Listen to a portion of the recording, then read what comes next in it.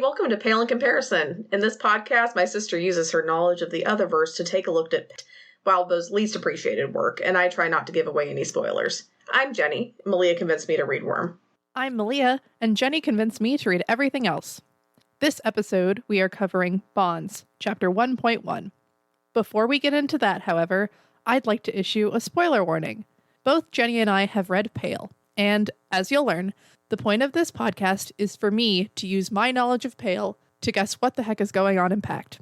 Thus, this podcast will be filled with Pale spoilers. If you don't know who killed the Carmine Beast and don't want us to tell you, stop now, read Pale, and come back to this podcast. As for Pact, there will be full spoilers through the chapter that we are covering. All right, so first, we're just going to do a quick introduction of ourselves, so pretty much why we're doing this podcast. So, again, I'm Jenny, and that's my sister Malia. We basically love Wildbow stories. Like I said, she told me about Worm, and I don't want to say obsessed, but I really, really like the stories. I've read pretty much everything. The only one I haven't gotten all the way through is Twig, because there was a certain part that kind of broke my soul a little bit inside. And so I need to recover from it before I attempt to read Twig again. But I probably will try. I just need some time. It's been like a year and a half. I mean, I don't even know, but...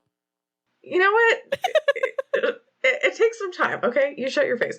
But anyway, I also just kind of want to say, well, I don't know why you'd be listening to this if you haven't read Pact or Pale. If you haven't listened... if you haven't read Pale. Or, yeah, I guess so, but... If you haven't read either one of those, you should definitely stop what you're doing and go listen to those, because as we said, there will be spoilers for both of those in this, and they're both fantastic stories. Highly recommend to read them. Yeah, but as long as you're caught up with me in Pact, we won't spoil past that, unless Jenny lets something slip. No, I am like a steel trap, okay? I'm not going to let anything slip. And if I do, you're just going to have to edit that out. So I'll try not to make more work for you. Yeah, I basically convinced Malia to read Pact. Indirectly? Pact was indirect because you thought it'd be too scary for me. And we're going to find out because I'm very afraid of everything. But yeah, you convinced me to read Pact because you convinced me to read Pale. Yes. And that took a while because she's busy. She's a law student. So she actually has stuff to do. But I actually literally sat her down and read the first chapter of Pale out loud. And instead of getting really irritated with me, it actually kind of hooked her into the story. So, it worked? It worked. Let me see. Anything else you want to say about that, Malia? Yeah, so I guess to set the record, I read Worm, and then I didn't read anything else because I was not involved in the community or anything. I didn't really realize other things were happening. So then Jenny was like, have you heard about Ward? And I was like, what? And eventually I started reading Ward and was slow. And she was harassing me about it. But then she started harassing me about Pale when I wasn't even done with Ward. But I finished Ward and we are current in Pale. Pale is actually still being released right now. But we'll see what happens in terms of that. We're going to stay on top of Pale. I caught up with Pale and then I was like, okay, I really... need more. I need more. This book is so freaking good, or this story. And the only option was Pact, which I was kind of afraid of because I heard like Pact is kind of creepy and really intense and I don't do well with scary things at all. But I was like, you know what? I need more. And so I read the first chapter and I called Jenny up and I started talking about it and I was like, this is so hilarious. Like this person's obviously a practitioner and this person's obviously a familiar and blah, blah, blah, blah, blah. And then it was like, hey, you know what would be funny? If like we recorded all this and sent it out into the universe so that other people could like experience reading Pact, which is very confusing, I've heard, with the knowledge of reading or of the Otherverse through Pale. And they could experience that vicariously through me. I just thought it would be fun because that was a very good conversation. And that's kind of why we're doing this. I don't know why Jenny's doing this, but that's why I'm doing this. I'm humoring you as your older sister, so that's fine. No, I think it'll be fun. But anyway, that is definitely enough about ourselves. Let's dive in here. I'm going to go over basically a chapter summary, and then we'll get into talking about the juicy details here. So, real small summary here. We start off by meeting Blake, our protagonist. We see him arriving at his grandmother's house. There we meet his lovely family, who's arguing over Grandma Rose's belongings since she's facing her imminent demise. Ends up that his cousin Molly gets everything. Rose kicks it, and then he goes back home, and everything's fine. Until 4 months later. And then he has a really intense dream. And is given a warning by a girl in the mirror. Yeah, you know that everything was fine because that 4 months was a time skip, and Wildbow didn't tell us anything about it. So he was like, too boring. Yeah, that's true. Everything was actually fine. So I guess just to start off, just because we're starting the story and we know nothing, what do you think Bonds is referring to in the title? Yeah, so it seems like this story is a lot about family and connections, but it also, so bonds, you know, like family bonding, or as our mom likes to say, family bondage, because she said it wrong once, and then it just became this hilarious, awkward family joke. That we're now sharing with everyone else, so thank you for that, Malia. But so bondage, right? Like being constrained, I mean, like there's the sex stuff or whatever, but I think this is more like being constrained, being tied down, like... I'm sure no one would have understood the sex stuff if you hadn't said that. Thanks. I mean, I don't think the sex stuff comes in really awkward to this part of it. Maybe. I guess it could. That's not my prediction. Okay, let's move on. Oh my gosh, that's not what I want. I regret asking anything. No, but yeah, so it's being restrained and trapped, but also family. Like I feel right now. All right. So I'm definitely moving on. So basically we'll start off with Blake pulls up to a house on a hill and basically proceeds to procrastinate as much as he possibly can. Yeah. What I kind of got from this little bit was that parking is like weirdly a theme. I mean, I guess it makes sense because parking is very stressful and anxiety inducing. One of my biggest problems with going to places that I'm not familiar with is finding parking. Jenny's looking at me like that's dumb, but no, I think I agree with that. I'm still scarred by you bringing up like sexual bondage in the podcast. Okay. No, parking is stressful.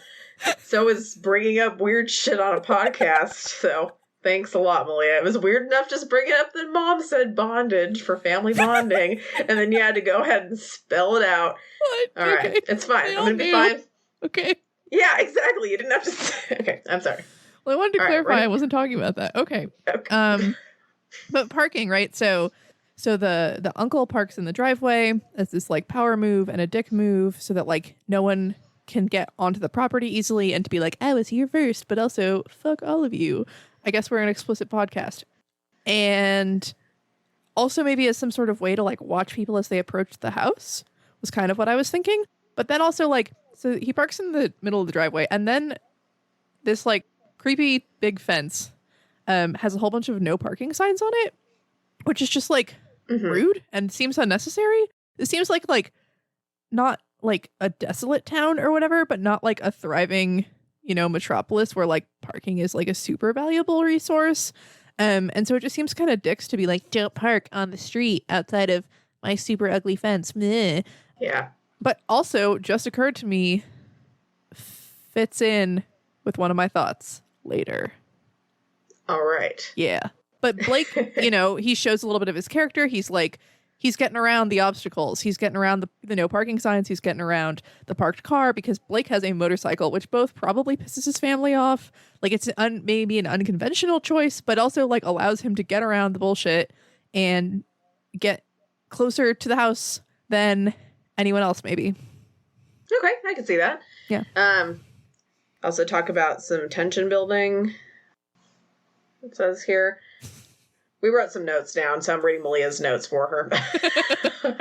Yeah, well, I mean, the house looks really creepy, but then Blake keeps trying to pretend that the house doesn't look that creepy, but it feels creepy. It's like up on this hill, and there's this really gross fence, and like, ugh, and like, it might be Victorian, we don't really know. But then also, like, there's the people who are watching and like probably talking about Blake, or at least he thinks that they are, and he's obviously procrastinating going inside because he's like, and he keeps saying like, oh, damn me, damn this, damn them. Like, we're not about to have like a nice time. Yeah. Yeah, it's not really setting up like a birthday party or something. No. You never know. Those neighbors might just be pissed off about the parking. Be like, oh, like they're parking all over the damn place. Like, But they're not parking where the no parking signs are. I guess that's true. So it describes the town a little bit. Mm-hmm. Not really much, but this is Jacob's Bell. And this house basically overlooks the whole town. So it's kind of, even though not necessarily a really big house, it's kind of it definitely catches attention. Right. And it seems like the neighbors could possibly be angry because they mentioned like somewhere wanting to maybe like flatten the hill and drain the wetlands and expand the town. But like this house and this hill are like kind of in the way of that as like a possible reason for like antagonism within the community. But speaking of the size of the town, one of my random guesses is that Blake is like a musical or artsy person because he describes the town as a 2-theater town, which seemed like not the descriptor that I would think of. So like I live in Austin and I don't know how many theaters are in Austin. This is already a bad analogy, but I wouldn't describe Austin based on the amount of theaters it has. I know that that's a thing some people do. And it's a thing that Wildbow specifically does in Pale. Louise thinks about Kennet and how it only has one theater, but this is after thinking about like the specific population size and how many schools there are and like that sort of a thing. That's fair. It might not be that, but then he also says he doesn't want to get caught up in his family's tempo, which like no one says. Maybe some people say it, but I was like, ooh, tempo, ooh, theater, ooh, there's paint on your pants, ooh, you have tattoos that are in the watercolor style. He's artsy. That's true. I mean, just to go back to the theater reference for the town, FYI for everybody, me and Malia grew up on Maui. So when I did varsity soccer and we would go to Molokai to play and we would take the ferry over. And I know when I was describing like pretty much how small this island was, they have one theater, like one movie theater on the island. And of course it was on the opposite end of the island to where we were. So we couldn't go see any movies there. But I don't know if I'm necessarily super artsy. I like art. I'm just not very talented in it. But I'm like, if it's that small, I could see them, Sure, but when I describe Molokai, I don't know if this has changed because it's been a while since we've been there, but I would say that it is a one stoplight town or like a one stop island. Last time we were there, the whole island had one stoplight. I mean, I guess that's true. I used to just tell people in the middle of the night, like 10 o'clock at night, this is what we do for entertainment. Like, you'd go get bread. Okay, so it's great bread. It's not just at the bakery. You got to go down an alley and then another side alley, and it's like all covered with graffiti. You knock on this big wooden door. This big guy with like this little apron could come out and look really intimidating, and they had like seriously the best bread that you ever had. Yeah, there was often a line. Yeah, it was freaking delicious, and it was only like at 10 at night. I'm sure they had an actual bakery that you can go to during the day, but that's just not as fun. Anyway, I'm sorry. Back to the actual podcast stuff. Let me see here. So yeah, it is possible Blake could be a fantastic musical theater person. I guess we'll just have to see. Let me see here. Do you want to move on with... Mm-hmm. All right, so basically, after he gets done procrastinating and describing everything around him as best as possible, he goes inside. We get a good look at the surroundings inside the house and the first glimpse of his dysfunctional family. And oh boy. It's dysfunctional, all right. Right. But before he goes upstairs, the one thing I wanted to point out was the litter box, right? So there is a clean litter box because the cat does not use the litter box because the cat is a familiar for the grandma and the cat does not need to poop in the box. I mean, like, I guess maybe the cat could still want to, but it seems like that's why it's super clean. Like, that's why it's pointed out that it's clean. That's true. Kind of a weird thing I noticed while rereading this again, that I'm not going to say if it's important or not. It might be really important, it might not. There's a box of colorful cereal in the kitchen, which just, I don't know.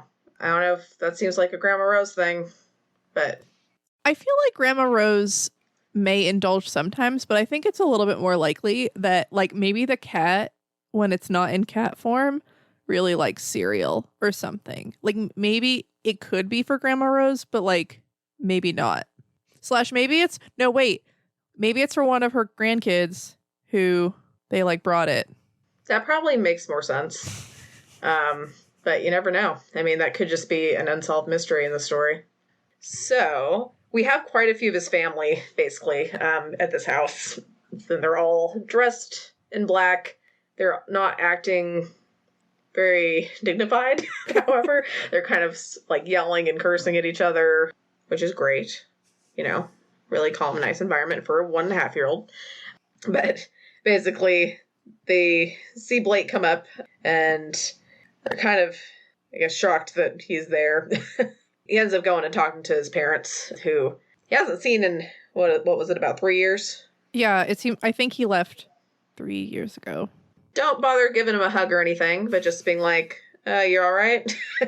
You're not in trouble? And he's like, I mean, yeah, and I can't help but notice you got tattoos.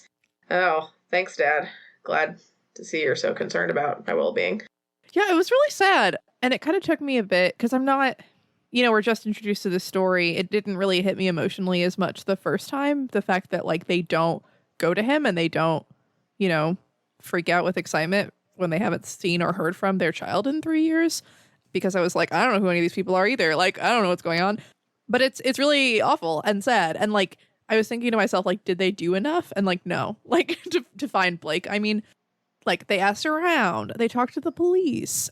But then that was it. And, like, thinking about, like, our parents, like, they'd be in the streets. Like, my mom would drive to, like, every person's house that she knew that I ever knew or whatever. Like, they would not be okay. I spent the night at someone's house once in college without telling her about it, and she legitimately called all of my friends asking if I was alive. So, yeah, she would definitely be out there. Yeah, sorry, Mom, about that. And it was just really sad because, like, he says, like, he would have gone back, So I'm kind of like, is this a cry for attention? Because it seems like his big problem with his parents is that they don't care enough. And they weren't, like, I don't know if involved enough is the right term. Blake's also stubborn enough to, like, remain homeless and different things, which was hardcore, but it was really sad. Yeah. And I have in my notes that the lawyer found him, but the lawyer's a practitioner, so it doesn't matter. Okay, we don't say anything about that. You're just assuming things. He's okay? definitely a practitioner. All right, well, we'll get there a little bit later as well. Let me see. So after he talks to his parents, he sees Callan, his cousin, whose first thing is just like, you're wearing paint-colored jeans? And why the hell did you come? We all thought you were, like, most of us thought you were dead or something. Just like, yeah, thanks. Callan sucks. Yeah, he kind of sucks. Anyway, so his good cousins seem to be Paige and Molly. So ends up seeing Paige first, and she tries to give him a hug, and he flinches pretty badly, and really took her aback. Yeah. This was kind of a good character building moment for Blake, I thought, because it's like, oh, okay, he doesn't like to be touched, but also this has something that has changed in the past 3 years. It really makes me curious about his, like, backstory, his time living on the streets, and then also since, because he refers to, like, it was weird talking to someone who didn't know the story. And so I assume he's really, like, close and open with the people who are in his life now. But they were also there during whatever sort of trauma he experienced. And it was just really sad. And it was also like, oh, and then he tried, and it was, like, so awkward and horrible. But I hope Paige appreciated it, because I don't know. I really appreciated that he tried to have that connection with his cousin again. It was, ugh. Yeah, I mean, I think she appreciated it. She seems to care about him quite a lot. He does kind of open up to her a bit, like a little bit, just kind of saying, like, yeah, I was on the streets for a bit. Wasn't really a fun time, Yeah. Kind of talks about how he bought his first motorbike by himself and all this stuff, so that's kind of cool. They have a little bit of small talk going, a little bit of opening up, which was really good. I feel like Blake needed that. Let me see. They do kind of talk about as well, like, some of the stories about the house, kind of how weird it was being there, and some of the old, like, rumors and things that they had heard. Yeah, one point that I drew out of that conversation, as I think Molly's there by that point, was Paige says, I love arguing semantics. And she'd also already said, or Blake had already said, somebody had already said that she wanted to go to law school. And as a law student, that just made me, like, crack up, because she's going to love it. It's the perfect place for her. Oh, and specifically that's talking about the duel. So there was a duel when one of our ancestors not married. They probably married someone too, since they were talking about how like their great grandparents were hooking up. But no, the duel where one of our ancestors murdered someone, and then Paige said killed. I don't think it counts as murder if it's during a duel. And then that's where Molly's like semantics. Yeah, so it seems like these three kind of have a good like rapport going on. Thank goodness that some people in this family can get along, because holy crap, it's ridiculous. And we kind of skipped Molly coming in, but she came in as well, just talking a little bit. And she does, interestingly, tell Paige, like, don't take the offer. Mm-hmm. Which is interesting, right? Right, because so Molly's younger, which means based on the pattern that has been established, the older cousin's going into the room first, that Molly hasn't talked to Grandma Rose. So it seems like she doesn't know exactly what the offer... I mean, like, everyone knows it's the house, but she seems both to know more about the specifics and the particulars, but also that's really interesting because she hasn't been in the room yet. And she talks about how they've been living in the town. So she's probably had more exposure to Grandma Rose. It makes me wonder if she's at this point aware. Okay, cool. New prediction on the fly. Molly's aware, capital A. Okay. But I think that, yeah, I mean, she helps build up the tension, and also like the tragedy of what happens to her is like further established in this moment. Mm-hmm. Molly really ratchets up the tension with like, everybody hates me, and like, not me personally, but like us in this town, like everybody in this town like knows who we are and hates us, and like don't do it. But she doesn't say why, which is very frustrating. But it was a really interesting moment. That was kind of interesting when she was talking about all that. Like, about a third of the people around here have decided we're their mortal enemies. That's got to be more than parking, right? So, well, I thought it was funny. That's fine. All right. Anyway. So yeah, Paige and Peter go in and come out after, and basically Paige is just furious at Peter because she's accused him of making up lies to make it so that she wouldn't get the inheritance. Yeah, he was like, what, you thought I'd be on your side? Right, which leads me to think that they didn't grow up together for some reason, which why? I'm curious. But also it was really interesting to me that they go in at the same time, because... I mean, there's this big thing about birth order and like they're twins. And I mean, presumably one of them was born first, because if not, oh my God. But like, there seems to be this like thing about it, but it also seems shitty that like everyone else gets a chance to defend themselves or something. But also the boys going in, it's like, you're not going to give it to them.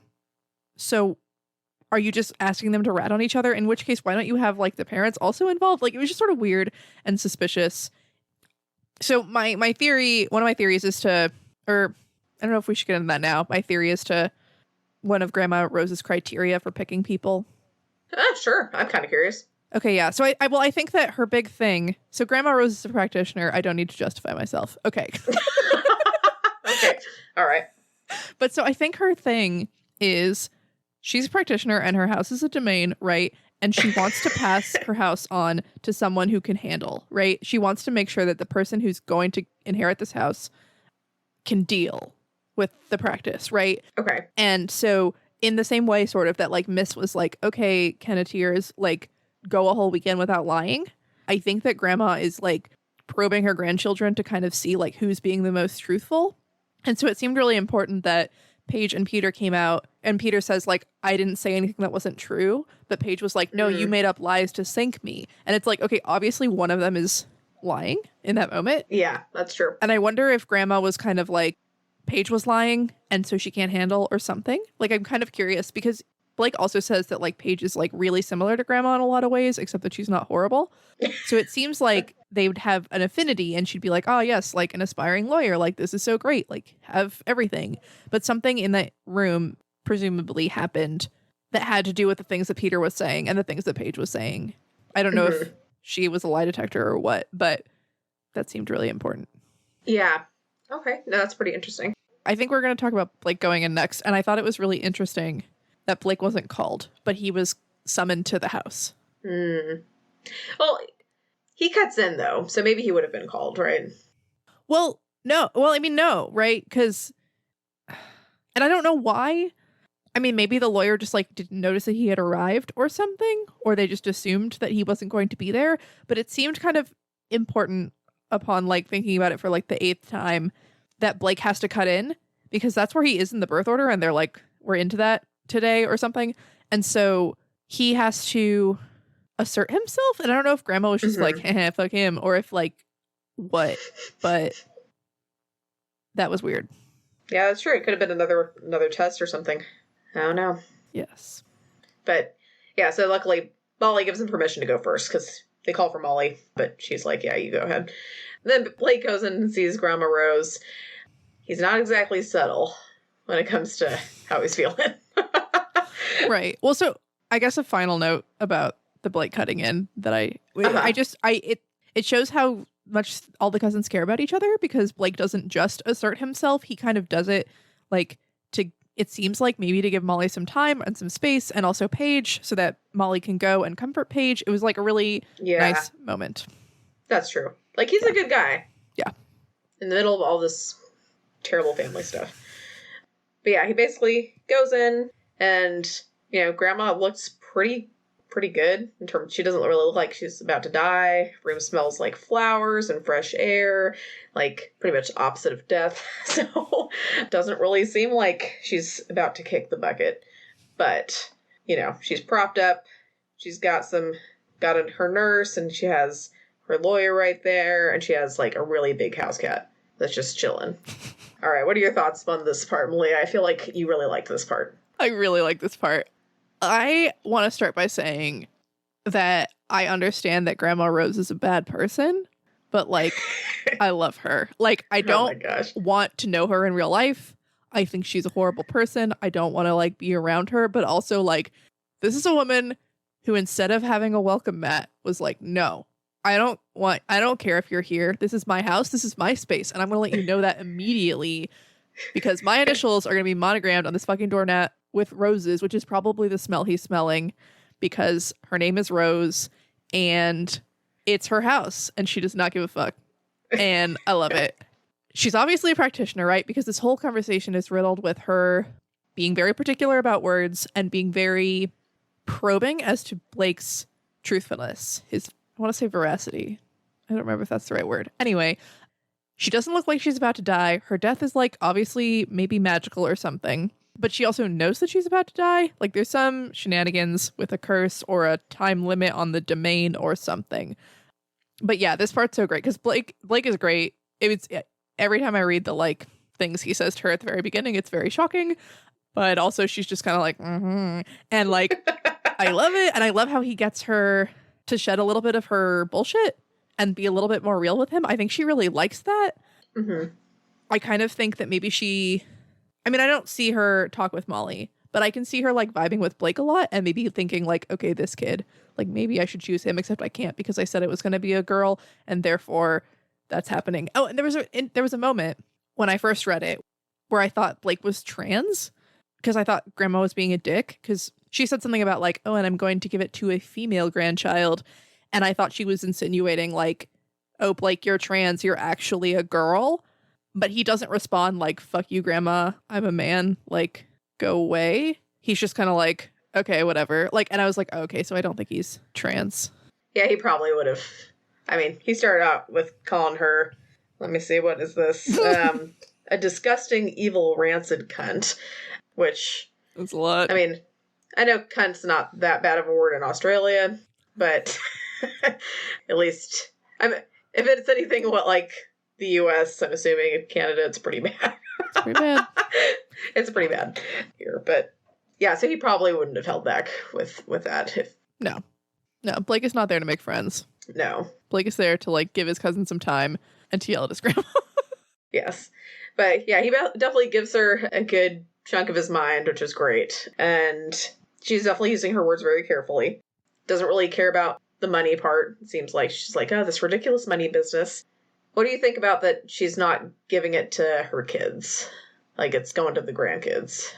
Yeah, I don't have a super great guess necessarily. So I was thinking about this, right? Because in Pale, practitioner families, and they talk about it in like the about section for Pale or whatever, they tend to pass on the practice because repetition and expectations and things like that, especially in families, like always passing it down to your kids can really strengthen like their whole practice and their whole thing. But it seems like her three... I'm also a little unclear as to who exactly her children are. It seems like she did not introduce her children to the practice. And it makes me wonder, like, because it seems like she makes some comment about her father, and I'm kind of like, okay, your dad was a practitioner. She doesn't talk about her husband. And so maybe her husband wasn't a practitioner or something. She also has her own initials monogrammed, and so, like, I don't think she cared. But, like, so she's really into the whole female grandchild, and I'm thinking maybe... So I'm a law student, as we've mentioned, and in property that I took, like, a year and a half ago, we talked about different ways to, like, bequeath property. And so when you write something into your will, you can specify, like, really ridiculous things. And so something that they don't really have anymore, but that they used to have, is called a fee-tail male. Fee-tail being that it goes from person to person to person, like to your heirs in your line. And when there's no more heirs in your line, the property reverts back to like someone else. Sometimes like the original owner who granted it to you. Sometimes someone else they might specify. But so the people in that line don't have any control over to like who they get the property to. Oh, Jane Austen. There we go. In Pride and Prejudice, the girls, they can't inherit because the way that Mr. Bennet inherited the property was through this type of land bequeathal thing, which is a big plot point, right? Because they are of a high enough class where they can't, quote unquote, can't work to earn money. So one of the only ways to get money is by like owning land and property and stuff. So Mrs. Bennet is very, very concerned with marrying off her daughters because otherwise they're like gonna be poor because they are not going to inherit because it's inextricably a fee-tail male, which means it's going to the next male relative, which is Mr. Collins. Anyway. Interesting. So I was thinking that this domain is somehow a fee-tail female because I know from the Pale extra materials that domain can live on after people die. And so I was thinking that if her biological children are all boys, like maybe Aunt Irene married her son who's not around anymore, which is why Molly has the same last name as everybody else. And then it's Paul and then Blake's dad, right? If those are the three brothers, okay, then she has to give this house to a woman for some reason. Anyway, that was the legal corner. All right. News for the day. That was a good one. That's pretty interesting. All right. So y'all learned some legal stuff today. Very cool. And so did I. That's definitely a good food for thought. I guess moving on from that, next thing I see in the note is that Blake couldn't accept a cup of tea because he was going to throw it at her. Well, I was going to say, so this is part of my Grandma Rose is a practitioner theory. This is a theory in the way that like gravity is a theory, where it's like quote unquote a theory, but like it's fact, right? So like she's very particular about, well, like you already mentioned, right? Where she like she's like, oh, they care about the money. That's so whatever. Because like she has the practice, right? Like she cares about this thing that's so much more, like the house to her is so much more than like the money that can be gained from selling it. And I love this. This is, I didn't notice this till my second read through it. I was really excited. But the male nurse, who I think is like an other maybe, or a practitioner or something, he definitely knows what's going on. But he offers Blake tea. He's like, I can offer you a cup of tea if you promise not to throw it at her, which is really funny. But then Blake is also like, okay, don't give me tea then, because I'm going to fucking throw it at her, which is like evidence of Blake's like truthfulness and stuff. Like Blake wasn't going to make a promise and then break it immediately. And he was upfront about that and honest and like whatever. And I think Grandma really liked that and was paying attention to that because that means he maybe won't get forsworn as easily or something. Because he wasn't going to make a promise and then go back on it, which is very important for the practice. She also is very like obsessed with, she's like, are you accusing me of being a liar? Like Blake almost like fucking gainsays his grandma like on her death day or whatever. But then he doesn't. He kind of like thinks about it and it's kind of like, no, technically the thing that you said wasn't exactly a lie or something. I don't remember exactly how he says it, but it was like this like really funny moment because I was like, ha, you're gonna cancel your grandma. She's great. Anyway, I'm trying to remember which chapter this is, and I can't quite find it in my scrambled attempts to look, but I just thought I'd point out to you as well. In Pale, do you remember at all, like, I think they first kind of introduced it when they went to Edith and Matthew's house for that barbecue? Mm-hmm. Do you remember when they were kind of talking about how, like, offering something to eat and drink and stuff like that? Oh. Like, would you tie... Kind of. Yeah, I just thought that was kind of interesting in terms of, like, they offered him tea. I wonder if that kind of applies, or, like, do you have any thoughts, or am I just, like, making up crap? That's possible, no, too. This is great. And I wish that I had reviewed that sooner. I'm making this, like, big notes page with all the Pale information, but I just started doing it. So I have to flesh that out. But this reminds me of when Charles talks about being forsworn, and the spirits really care about, like, hospitality, and, like, guest rights are, like, a really important, like, historical thing that is, like, passed down, because he was kind of like, oh, when, like, Alexander, like, when he cut his foot or whatever because I pushed the table, like, that was, like, such a big deal because of, like, the guest rights and hospitality laden in with that. Yeah. And I feel like accepting food creates, like, this hospitality guest, like, compact where, like, I've accepted this thing from you and it needs to be, you need to not be poisoning me or whatever, but also, like, accepting the thing means that you have taken on certain, like, guest responsibilities, I think. Mm-hmm. I mean, it could just be tea, because the nurse could just be a nurse. It doesn't have to be another nurse. I mean, it could just be, like, tea, and then, like, well, I'm not gonna let you use it as a hot missile for my infirm grandma here. Yeah, she's fine. Okay.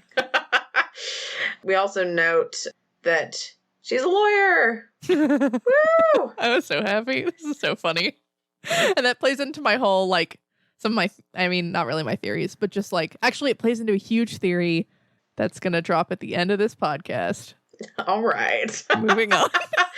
Yeah, we're trying to save some of the really big theories for the end, just to, you know. No, I'm saving the one. Jenny does. I actually didn't put this in the notes. All right. I have a big, bold, specific prediction. All right, I'm very excited to hear this. So, ends up leaving with a bang, essentially, and going and sitting outside, waiting until basically, I think it was like a quarter to midnight. Something like that, Something around there. And then everybody goes back inside. And then Grandma Rose comes out, basically is like, well, you guys are all a disappointment. And tells who gets the inheritance after all. And it was just really great because then Blake was like, don't worry, the feeling is mutual. And everyone else was, like, shocked because they're all like, oh my God, the money. And it's kind of like, he's not going to get it because he's a boy. But it's also really funny. Yeah. He doesn't care. No. So, drops the bomb. Poor Molly gets the inheritance. And she's like, I don't want it. And Grandma is like, well, you remain free to ignore it. And what does he say exactly? Basically, it'll get passed on to the next. No, it's like, it's going to remain in, like, a trust or something until she's 25. And then she can, like, sell it or get rid of it or whatever at that point. But until she's 25, she can, like, live on it and do a bunch of stuff with it, but she can't sell it or something until she's 25. That's right. She really doesn't want it, but everyone else is like, oh, I'll take it, because they're a bunch of greedy people. But she ends up just making everybody get out. Interestingly, even though everyone looked super healthy, midnight exactly, Grandma and Cat die at the same time. Yeah. Which is very interesting. I don't know if this is like a curse or what, because I haven't run into that too much in Pale. But there's a lot of talk about familiars and Snowdrop and, like, wanting to extend Snowdrop's life in Pale, right? Uh-huh. So it's kind of like, like Avery's big motivation. Right now she's, like, decided to make Snowdrop her familiar. That hasn't happened yet, but that's happening, is because she's like, oh, Snowdrop is a possum and they don't live very long. And I want Snowdrop to be around. So a big motivation is tying their lifespans together, kind of. So the cat died immediately because the cats are familiar, right?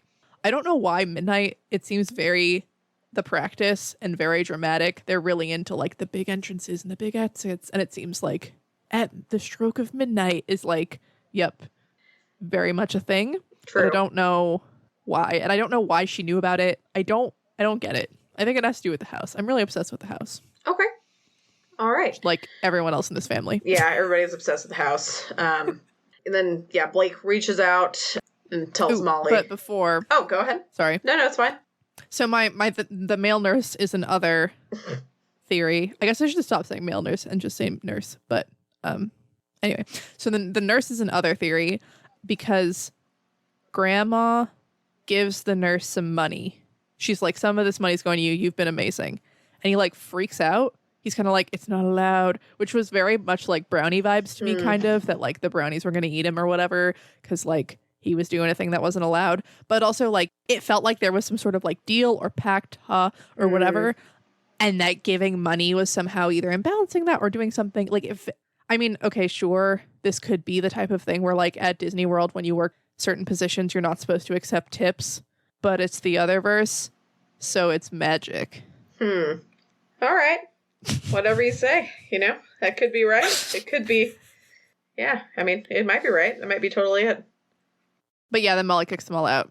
Yes. Which was Molly in a way kind of like taking some ownership of the house, it seemed. Because Grandma was like, you can ignore this. But Molly's options were like to go home with like her family that's gonna, and like maybe Molly doesn't want the house because she doesn't want everyone to be like, give me money. But also there's something else, Yeah. Because it's the practice. True. She in like taking the authority and kicking everyone out and being like, yeah, like the lawyer will call the cops on you, like talk to my lawyer, I think took enough ownership of it that she was wrapped up enough in it. Or if she had just like gone home, some practitioner would have like found her and killed her, and it would have just been like moving on. Blake wouldn't have had 4 nice months. True. In his house. That's right. So, with that, Blake goes home for 4 months. Nothing happens. It's like the most peaceful part of his life, probably. Then he has a really unsettling dream, which is very interesting. So, take me through the dream, Malia. Okay, so vision 1, right?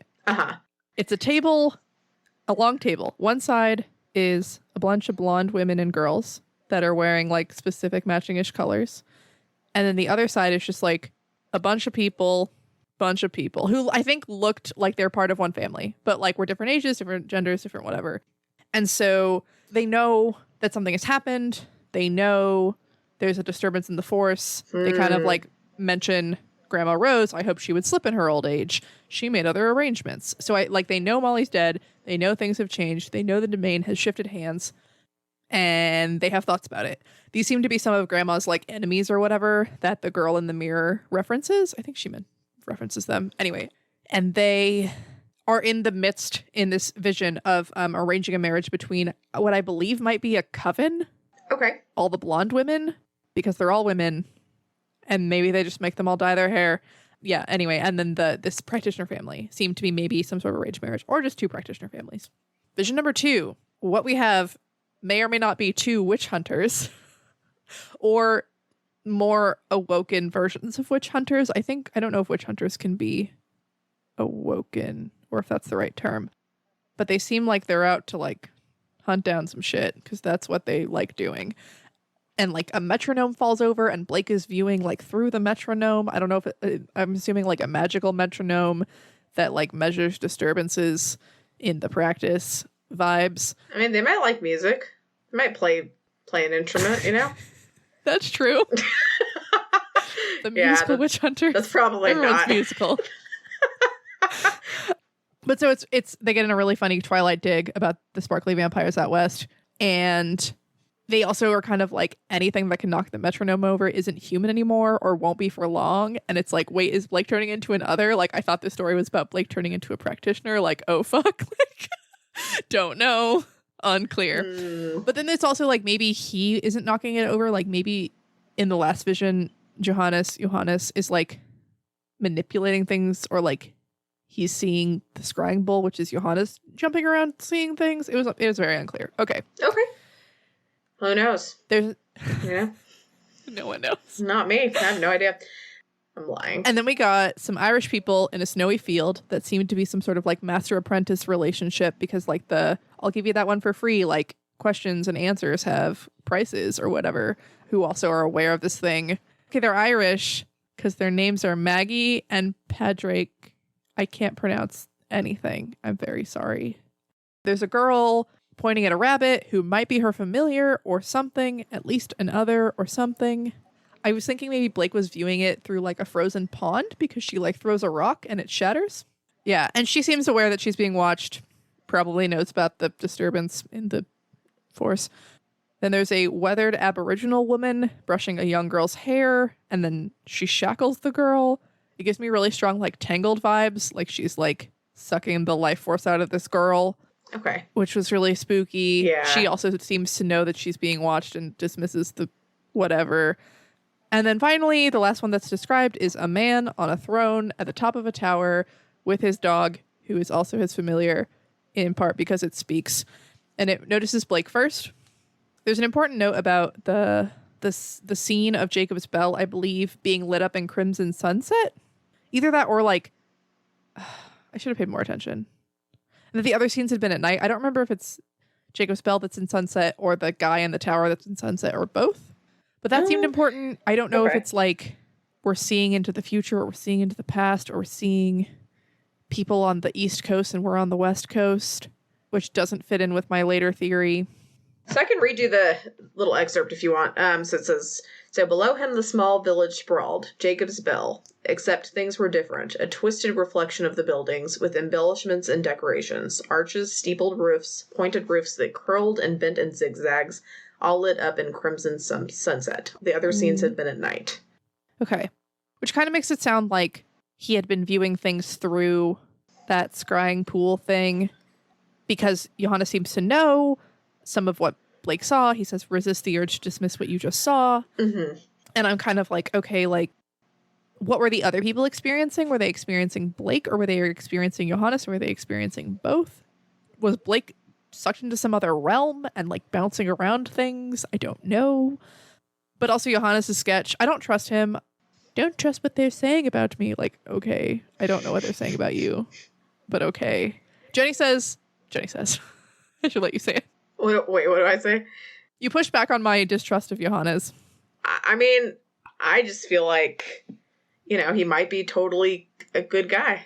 He might be a great guy. Like, I'm trying to remember what I said exactly. Okay, so for one, like, yeah, you do have to think, like, it does seem to be good advice to resist the urge to dismiss what he saw, right? Like, that does seem like pretty solid advice. I mean, he offers help for a price, which, who knows what that means, because he could carry your groceries for the price of, like, your firstborn child. He doesn't specify how even all that is.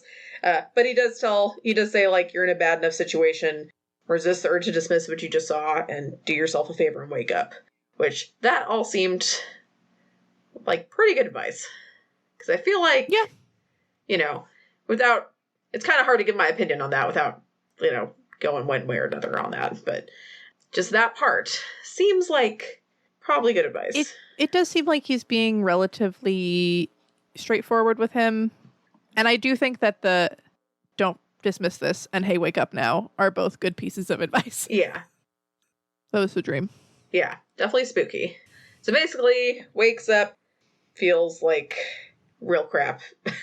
Ends up going into the bathroom, probably gonna splash some water on his face and like look in the mirror. He looks in the mirror and he sees a girl in the reflection. She warns him to get the hell out of there. Yeah, and she also delivers really sad news because I was already emotionally invested that Molly is dead, which was very sad. Yeah. And that Blake is next. Yes. Which is adrenaline inducing. I've got to say, like, this part is probably like one of my favorites in terms of like most cliffhangery section. Like, oh my gosh. Like, I love it. It's a great way to build tension. It's a great, way to like propel you into the story. I'm sad about Molly. I'm like, what the fuck is going on? But it's also like, he says she looks familiar, which doesn't really help because like, we don't know anyone in the story, but that was a thing, I guess. But that was interesting. Also, like, the mirror, right? Like, she breaks the mirror, and I'm kind of like, okay, is she, like, is this like a Percy Jackson situation where like you can communicate through iris message, which is when you talk to people in like the mist of a fountain with a rainbow, where it's just like it's like Zoom, right, where you can like see each other? Or is this like this woman is like in another dimension, like in the mirror world, like Alice in Wonderland type shit? Like I don't know, but I don't know. Those are. I feel like I need to read Percy Jackson again. I don't know why that was the first thing to come to mind. Y'all are going to learn all the other book series I like by the end of this, I'm sure. Just that's by my fine. references. That's always good. More books are better. And like Molly left the house and I'm like, why the fuck did you leave? Because it seems like she was tricked out or scared out or something. But like if the house is a domain, like, okay, so the house is a domain, right? Because like Molly left equals Molly died. I mean, I guess she doesn't, like the girl doesn't explicitly say the house, but like I'm assuming that like the safe space or whatever she was mentioning was like the house, right? Because like it's a domain. Well, I'm assuming. Yeah, it says, so she said the house is Sanctuary Blake. Molly died because she panicked and she left the safe ground. Right. So, and I think that's a big part. That is like probably the best evidence for my theory that the house is a domain, right? Because domains can protect you and you can control who gets in and who gets out and like all of this stuff. And maybe Molly wasn't like fully awoken yet. She didn't understand like the power of a domain. And I mean, domains can be penetrated. But I think that like that line is my strongest evidence for the house is a domain. Okay. All right. So are we ready to get to your bold and specific prediction? Because I'm pretty curious. Oh, I'm ready. Okay. All right. Go ahead. I'm curious. Okay. So my bold and specific prediction is about the type of practitioner that Grandma Rose is. And I believe that Grandma Rose is a karmic law practitioner.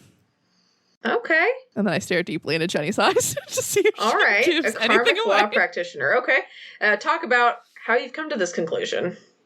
Okay. I don't know what a karmic law practitioner is. It's a good start. So I was trying to bolster my claim about the house being a domain. So I went and I read the domain text in the Pale extra materials and I took notes, right? Okay. So the thing I didn't expect was the domain extra materials for Pale was actually provided a lot more information about different types of practitioners. And I was going through and they're talking about all these schools, right? And so you get to the quote unquote schools of security. Okay. And one of the ones, the very last one he mentions as a throwaway line at the very end of this thing is the karmic law practices, right? What have we established so far? We've established that the grandma is a lawyer, and this is the karmic law practice. So obviously, check, right? We've also established that everybody in this village fucking hates these people, right? Which seems like it could have something to do with karma. Okay. Point 2, right? Yeah. Point 3, this is a school of security, okay? And in the textbook, it said that the schools of security and the schools of realm are the two like most connected to and most involved with like domains in general. Okay. The schools of security was like the one where they talked about the woman who was a politician for this town and the economic despair or whatever spirit was going to come and like wreck everything. And she and her family had erected like a line of domains to like stave off this force. Yeah. Which is my source for domains can't exist after you die. So the whole thing with the schools of security is like warding off harm. And so again, don't know what a karmic law practice is, but I have a note about, okay. Yeah. Just, it's a really big, domains are a really big deal for the schools of realms and security, for security, particularly because they are like fortresses, right? Yeah. It's all the walls, the big ugly walls and the no parking signs because you can't let people up on your shit, right? So like the domain, right? You got to protect it and you got to claim it. You got to claim the area. And if people can park in front of your domain, that lessens your claim, right? That's right. And then also Molly leaving, right? The domain because it's such a safe place because we're all security people, right? Mm-hmm. And then the other thing that I've thought about is in that textbook, they talk about like the claim and like how when you claim an area as yours, as your domain, it's really like hard and scary. And that domains are like the most difficult of the 3 major Western rituals because when you declare like, this is my space, everybody's like, cool, I'm going to try challenge that, lol. Like, there was a guy in the textbook who claims a space specifically to try to like attract this one other that he was hunting or whatever. So I think that dream was the domain is officially Blake's, right? The disturbance in the force, but also the like, hey, everybody, like, Blake has claimed this thing now. Go fucking fight him. Because this is a fee-tail domain situation. And Blake has to get there for the security and stuff. All right. And those are all my really brilliant I like it. Specific predictions. That's great. Okay. Well, we will see. We'll fortunately find out relatively soon if you're right or not about the kind of practitioner. So are you hoping that like Blake is going to follow her footsteps and just like have like a family of lawyers? I don't think Blake would do very well as a lawyer. I mean, his like rhetorical skills seem pretty solid, but I think he'd find a lot of the bullshit and a lot of the like structural pettiness of the law to be very frustrating. And I know a lot of people who similarly are very frustrated with the law who are in law school. Yeah. And want to like dismantle things. So maybe, but I don't see him liking it. But I don't know. I'm curious as to whether he has a choice. That's a question. That's a good question. Because like practitioner family and this domain and yeah. Yeah. Well, I guess we'll see. He also could be turning into another. What if he turns into the domain? Ooh. That's the whole secret. When you bring objects into a domain, they become incorporated into part of the domain and they're harder to take out. So maybe like Grandma had to die because she had to like use her life force to like strengthen the domain. That's probably not it. That's not a okay. You're not listing that as a bold prediction on your part. You're just it's a specific prediction, but it is not a bold prediction. Okay. All right. Well, that was a pretty interesting discussion, I feel like. So I look forward to continuing on and keep reading, see what you think. We do have a discussion question. We're going to try to come up with these as often as possible. Might not be every week, but we'll try to incorporate it. Because we do want to try to compare Pale and... I guess before we get to the discussion question, like, just because our podcast is all about Pale and comparison. So I guess, what are your thoughts about this first chapter compared to, I guess, the first chapter of Pale that I read out loud to you? Right. So that's really interesting because so you read me the prologue, right? Yes. And this doesn't have a prologue. It jumps right into the action. You know who the protagonist is. You know what's happening. Yes. They're both about smallish towns. I don't actually know if this is set in Canada, but they might both be set in Canada, which is kind of neat. They are both confusing. That's fair. Because one thing is like, this would be completely incomprehensible if I hadn't read Pale. Because I'm able to be like, this is the practice, and this is the domain, and this is whatever. Yeah. Because I know what all those things are. And if they were just like, here you go, like, go. Like, I would have been like, oh, the male nurse can't take tips. And like, oh, grandma's mean. And like, I would have realized there was some... That's something. Kind of interesting. I mean, I see what you mean, but like, okay, comparing those first two, though, like, which one seems more incomprehensible? Because for me... Oh, no. Yeah. The prologue is... That's what I was going to say. The prologue was like super bizarre. Yes. The moon was bleeding. Her eyes are bleeding. Yeah, no, it was definitely pretty bizarre. I feel like, when I read Pact... I mean, the first chapter made sense, and I was just more like, what the heck is happening? Like, this is crazy. And Pale, it was definitely a lot of what the heck is happening, because all I knew is, like, it's the same universe as Pact, and so I was like, oh, well, this is supposed to be lighter? Like, there's the moon's bleeding? Ugh. Yeah, he really goes hard in the first, like, arc of Pale, and then he's like, let's draw back a little. No, I enjoyed them both quite a bit. I think that because Pale is set up as a murder mystery, I was, like, more prepared for it to not make sense, if that makes sense. Sure. Like, I was kind of like, okay, cool, there's going to be a whole bunch of stuff I don't understand. And I mean, like, now if I was reading Pale, like, if I had done what a lot of people did and read Pact and then Pale, I would have been like, oh, cool, these are others, and oh, cool, those are practitioners. But I would have been like, why is the moon bleeding? like, Yeah. what is going on? And so I think that going from Pact to Pale, Pale's prologue is going to be more confusing than going from Pale to Pact. That's fair. Yeah, I'm kind of interested to see how, as the story goes on, what you think of it. All right, now to our discussion question. So, and we were going to be posting this on a Reddit thread, so you can either comment on that thread or send us an email if you want to give us a response, what your thoughts are to this. But how would you compare your first impression of Blake's family with your first impression of the Pale protagonist families?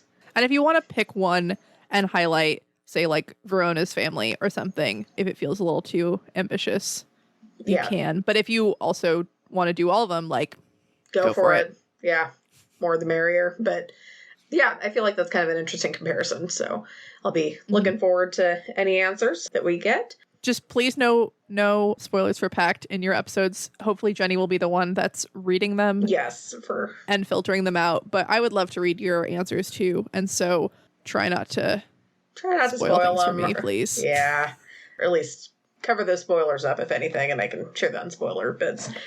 Anyway, thanks for listening, guys. If you enjoyed this episode and you'd like to help support the podcast, please subscribe, share it with your friends, and leave a rating and review.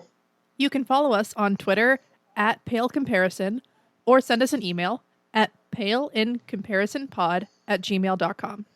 Keep an eye out for our Reddit thread where you can share your thoughts about our discussion question and let us know what you think about the podcast. Also, consider contributing to Wildbow's Patreon at patreon.com/wildbow. Random fact. Chicken and ostriches are the closest living relatives of the T-Rex. Have a good one. Bye.